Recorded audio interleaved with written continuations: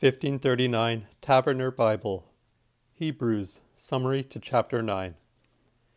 The profit and worthiness of the Old Testament, and how far the New excelleth it. Chapter 9. That first tabernacle, therefore, had ordinances, and servings of God, and worldly holiness.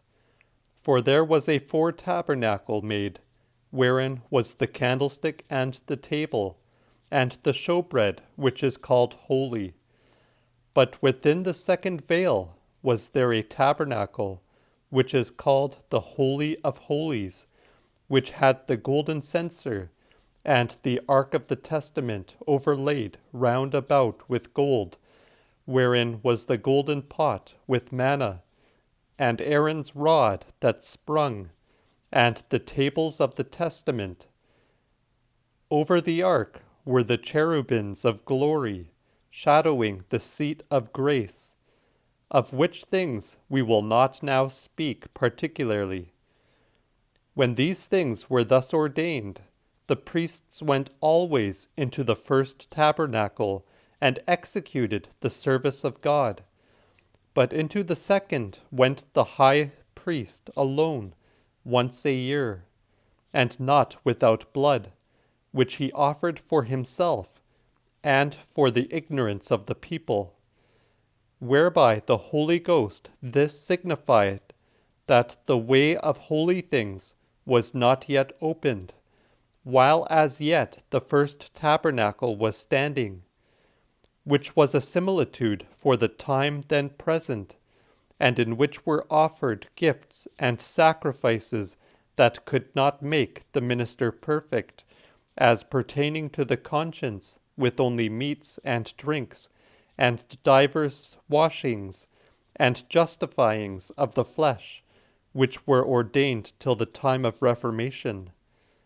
But Christ, being bishop of good things to come, came by a greater and a more perfect tabernacle, not made with hands, that is to say, not of this manner building, neither by the blood of goats and calves,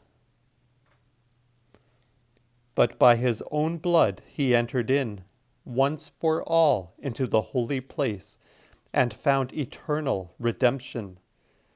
For if the blood of oxen and of goats, and the ashes of an heifer, when it was sprinkled, purified the unclean, as touching the purifying of the flesh, how much more shall the blood of Christ, which through the eternal Spirit offered himself without spot to God, purge your consciences from dead works to serve the living God?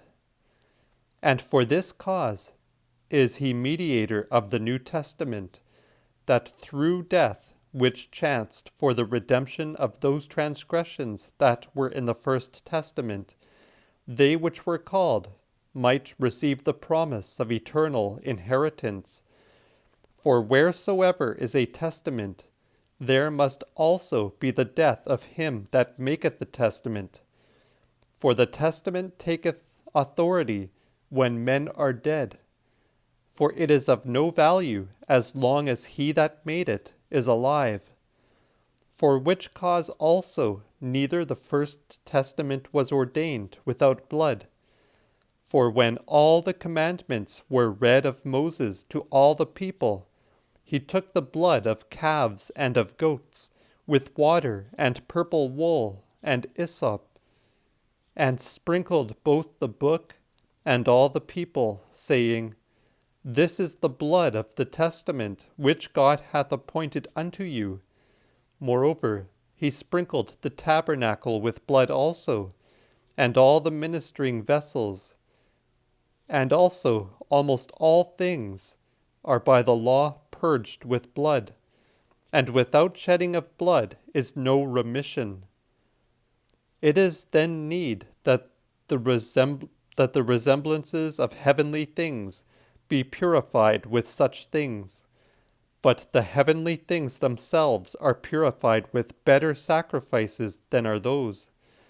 For Christ is not entered into the holy places that are made with hands, which are but figures of true things, but is entered into very heaven, to appear now in the sight of God for us, not to offer himself often, as the high priest entereth into the holy place every year with strange blood.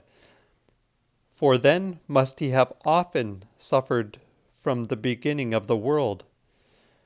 But now in the end of the world hath he appeared once to put sin to flight by the offering up of himself.